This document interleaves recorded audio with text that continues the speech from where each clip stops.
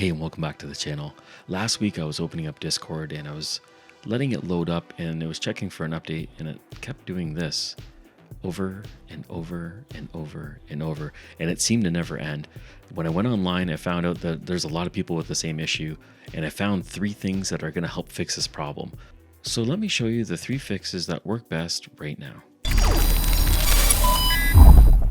Now, before we get started, make sure you subscribe to this channel, and if you're on YouTube, hit the alert notification. So the first fix that we're going to do is to disable the Windows firewall.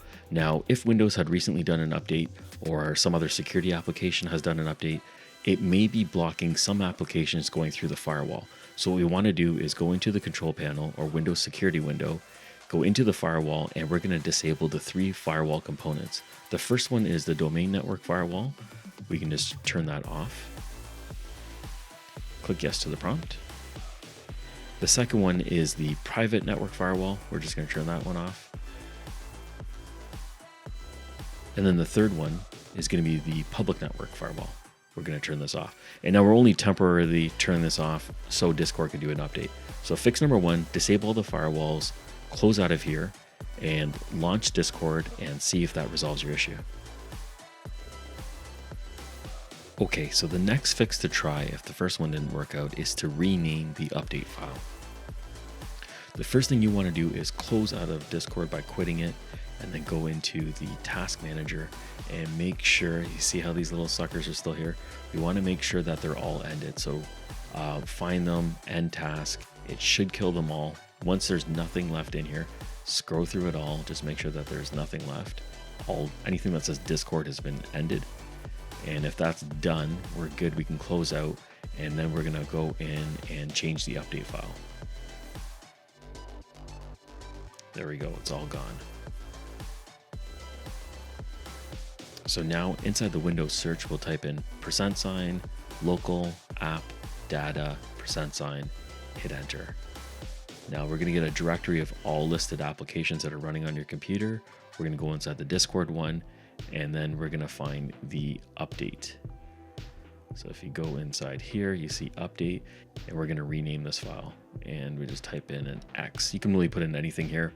We're just adding it. We're not going to remove it or delete it. We're just modifying it enough so that Discord can't find it. It thinks it's not there, and it's going to try to download a whole new update file.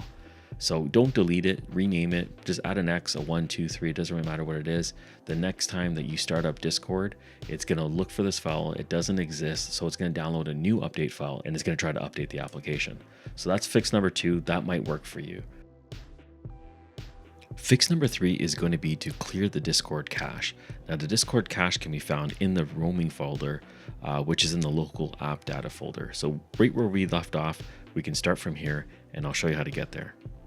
So to clear the cache, what you want to do is go back to the same folder that we're in and then switch over to the roaming folder.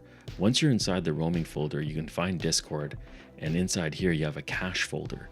Inside the cache folder, these are all temporary files that are installed on your computer for quick access to the application, so it can, instead of going online, it can find it locally and run faster and better for you. So this usually helps the program run nice and quickly, but in this case, it also can cause some issues. We're going to select it all and delete it. Do not worry, cache files will be re-downloaded onto your computer, so it's safe to do so.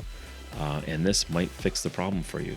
So that's step number 3, to clear the cache on your computer for Discord and load it back up. It should start running nice and cleanly, as you can see here. Looks, I swear, I hope this works.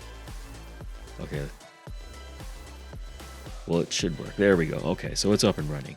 So that is how you fix the loop issue for an update with the Discord application. If you found this video useful, please give us a thumbs up. If you want to get more content like this for fixes and updates and doing virtual machines, please subscribe to the channel. Thank you for watching, and I'll catch you on the next one.